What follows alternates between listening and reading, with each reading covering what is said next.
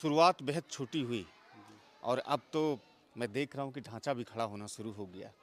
एक जिद थी कि हम मॉडर्न एजुकेशन भी देंगे, साथ में इस्लामिक एजुकेशन भी देंगे मुनीफ साहब। अब ये जो सफ़र 4 वर्षों का है, कैसा लग रहा है कि स्कूल लोगों की सोच और लोगों की जो ज़रूरत है वहाँ तक पूरा कर पाने में कामयाब हो पा रहा है? सबसे पहले आपका शुक्रिया, आपके चैनल को भी शुक्रिया, जो लोग देख रहे हैं उन लोगों का भी शुक्रिया कि हमें इस लायक समझा और वो देख रहे हैं। जी। जहाँ तक रही शुरुआत की तो बहुत छोटे स्तर से हमने शुरू किया।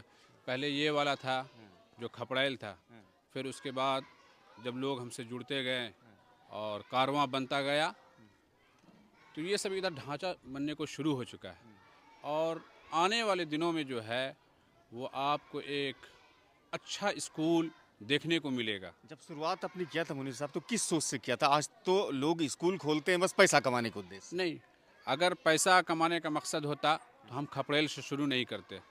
हम भी कहीं से लोन लेके बड़ा अमाउंट लेकर बड़ी बिल्डिंग बनाकर हम भी जो कुछ लोग कम करते हैं। जो लोग करते हैं, मगर हमारा वो सोच नहीं है, क्योंकि हमारा जो इलाका है वो गरीब तबका है। लोग यहाँ मज़दूर हैं, हर लोगों के पास नौकरी नहीं है, किसान तबके के लोग हैं।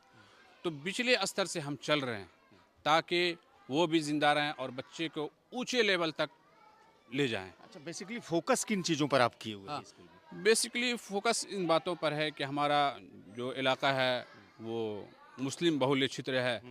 यहाँ पर इस्लामिक तालीम बहुत ज़रूरी है।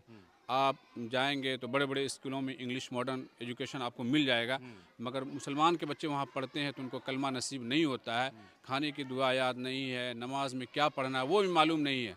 तो हम इस उद्देश्य से अपने स्कूल को लाया था और अल्लाह का शुक्र है कि इस इलाके की आवाम और यहाँ के बच्चे ने मिलकर हमारा भरपूर साथ दिया है और आने वाले दिनों में इससे भी ज़्यादा हमारा सहयोग करेंगे। और ये देखने को मिल रहा है, आप कई मरतबा आए थे जिस वक्त हमने शुरुआत ये किया जी, था, बिल्कुल। 18 बच्चों से शुरू किया था और लगभग आज नए सेशन के अलावा जो हमारे पास बच्चे हैं वो लगभग 360 बच्चे हमारे पास मुकम्मल तौर पर हैं।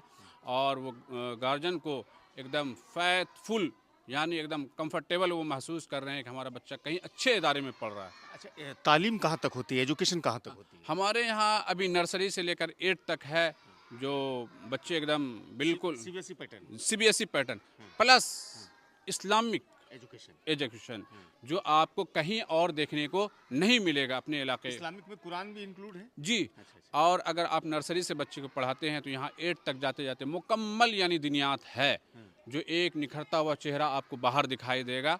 जब कहीं जाएगा बच्चा तो लगेगा कि सुफ़ा पब्लिक स्कूल ने एक प्रोडक्ट तैयार किया है।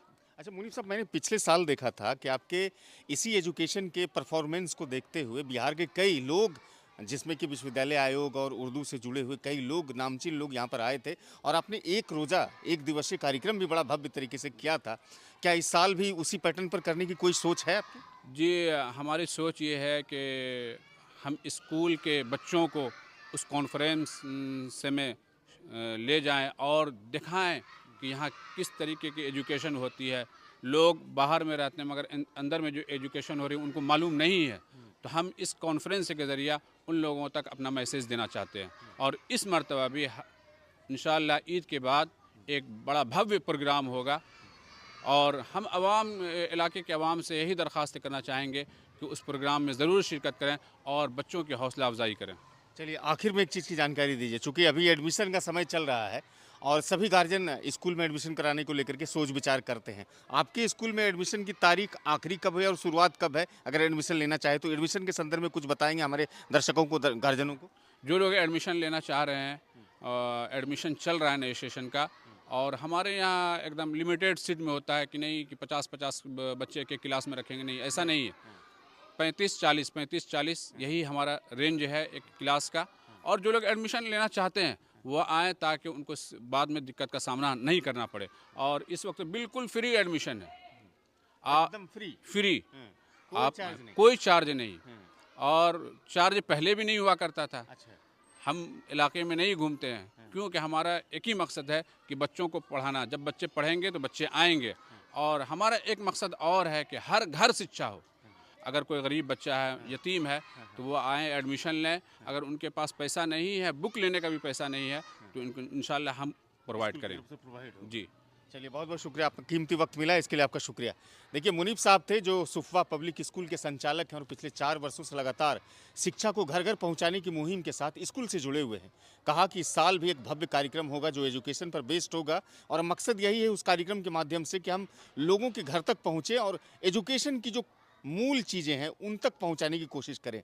और एक और चर्चा इस इंटरव्यू में उन्होंने किया है कि अगर कोई भी गार्जियन, कोई अभिभावक अगर एडमिशन कराना चाहते हैं अपने बच्चों का, तो वो निःशुल्क यहाँ करवा सकते हैं, फ्री करवा सकते हैं। इवन कि यहाँ तक जो गरीबी रेखा से नीचे बच्चे हैं, उनके पास अगर आर्थिक संपन्नता नहीं है, तो स्कूल की तरफ से उसे एजुकेशन के जो भी मटेरियल्स वगैरह होंगे हद तक प्रोवाइड भी करवाया जाएगा। इस वीडियो को लोगों तक पहुँचाइए और साथ में हमारे चैनल को भी सब्सक्राइब कीजिए। मुझे सुनने के लिए शुक्रिया।